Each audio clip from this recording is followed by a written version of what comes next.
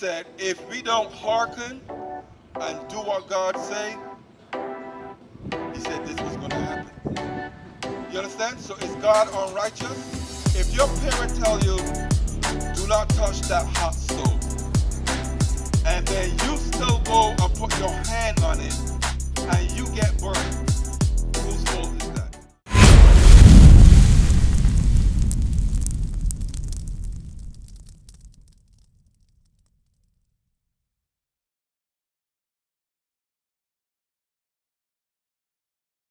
Know why your nation was punished. You need to know why slavery happened to us and no other nation. You ought to need to know why the atrocities happened to us. Joel, what's your question?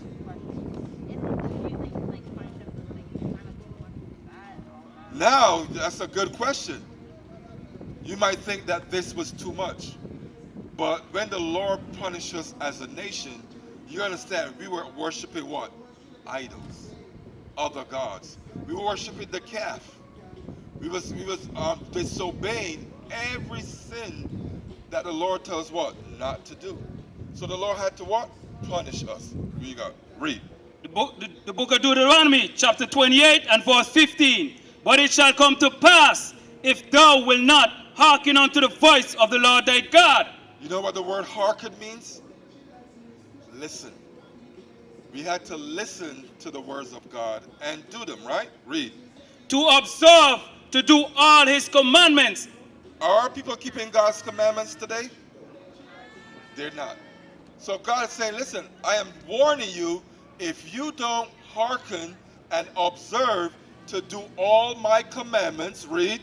And his statutes, which I command thee this day, that all these curses shall come upon thee and overtake thee. So the word curse, is that a good thing to happen to people or is it bad?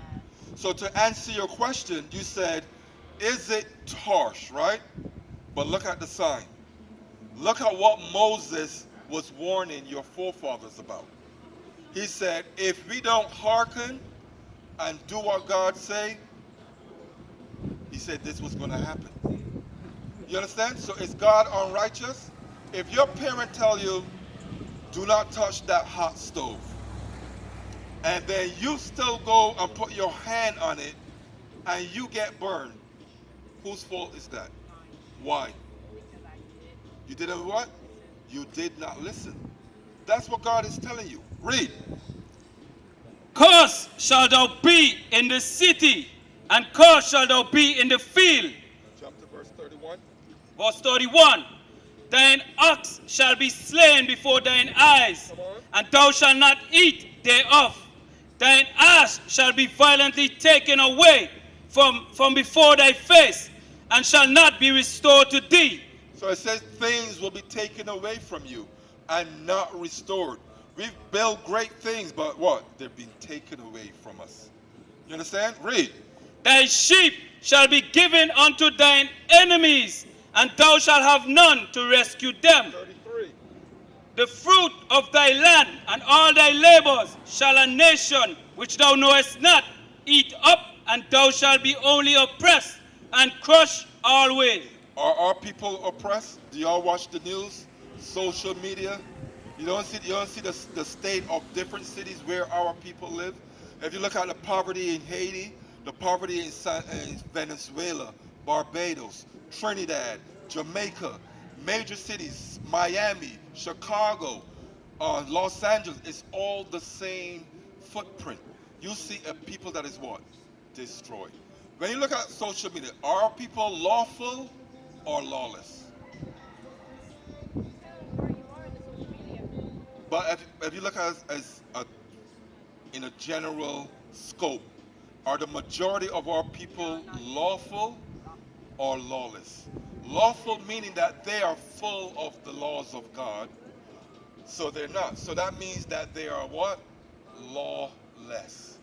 Means that they are destroyed because they lack God's laws. Give me give me 68. So we're doing a Deuteronomy, right?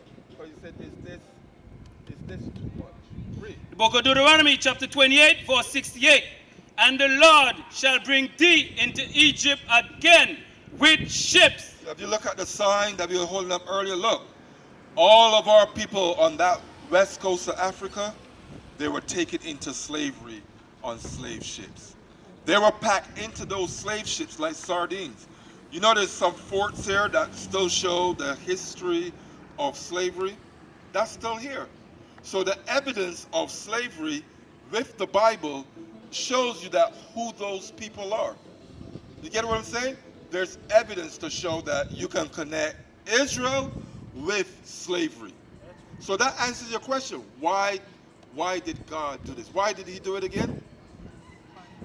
But no, why? What did we do? We did not. What did we do? You remember? Give me 15.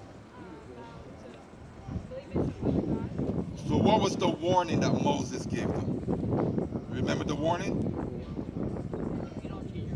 All right, let's read it. I want you all to pay attention. Read. The book of Deuteronomy, chapter 28, verse 15. But it shall come to pass, if thou wilt not hearken unto the voice of the Lord thy God, to observe to do all his commandments and his statutes, which I command thee this day, that all these curses shall come upon thee and overtake thee. Hear what it says? It says all the curses from Deuteronomy chapter 15 to 68. It said it shall come upon that nation. What does it mean to overtake? If something is overtaking you, it means that it has consumed you. Consume you to the point that when we ask, well, what is your nationality? You don't know it anymore. That's a nation that has been consumed.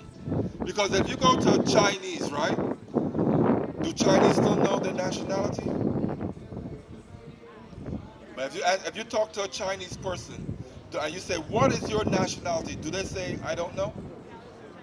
They say, no, I'm Chinese. I'm from China. My nationality is Chinese. Japan, I'm Japanese. I'm Korean. No, they give you their nationality. Read. What club was that at? Admit that a lot of people don't even realize they. I've called her. She hasn't responded. I've called her more than a few times. With the Zulu nation, I'm like, what the hell is this? I know nobody know what I'm talking about. You'll leave me on the island by myself. I don't know what the hell Bishop's talking about. That's what y'all do. Then after class, yeah, I knew what you were talking about. I just don't want to be caught out there. The hell is this? Get on my damn nerves. So read that again. 31. The book of Deuteronomy, You know chapter what? 28. You know what a proverb or byword is?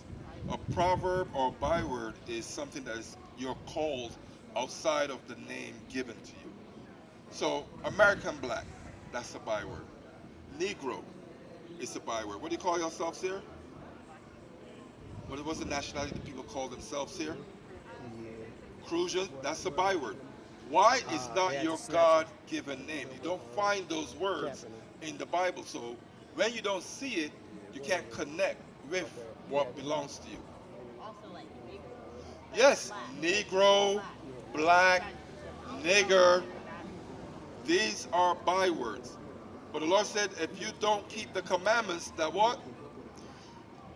The book of Deuteronomy, chapter 28, verse 37. And thou shalt become an astonishment. Haven't our people become an astonishment? Yes, we have. Because we look at our people and say, like, how can our people kill each other? How can our people just become entertainers? How can our people just sell drugs to one another? How do we end up in single-parent homes? Where's our fathers to teach us? Where's our mothers to guide us? We have become an astonishment to the nations, right? Read. A proverb and a byword among all nations. Among all nations, they look for us to what? Entertain them. If they look for us to entertain them. You know what we should be showing the nations? They should be coming to us for wisdom. Do other nations come to our leaders and ask what they should do? Think about the UN. Are the other nations coming to the real Israelites and asking them, hey, what should we do with this problem? Or what should we do to solve that problem? Is that happening? No, give me Deuteronomy 4 and 6. But the Lord is saying that if we had kept his commandments, that would be our wisdom in the sight of these nations. But the nations don't see us like that. It says that they see us at the bottom. They said that we are an astonishment to them. Got it? Read. The book of Deuteronomy, chapter 4 and verse 6. Keep therefore and do them, for this is your wisdom and your understanding in the sight of the nations, which shall hear all these statutes and say, surely this great nation is a wise and understanding people. What is a nation?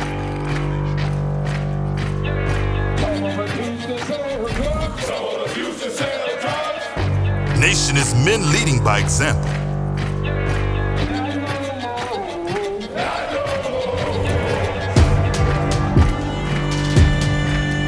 Nation is family.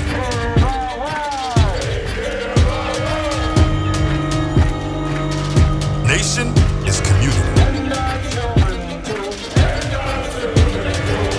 Nation is children with role models.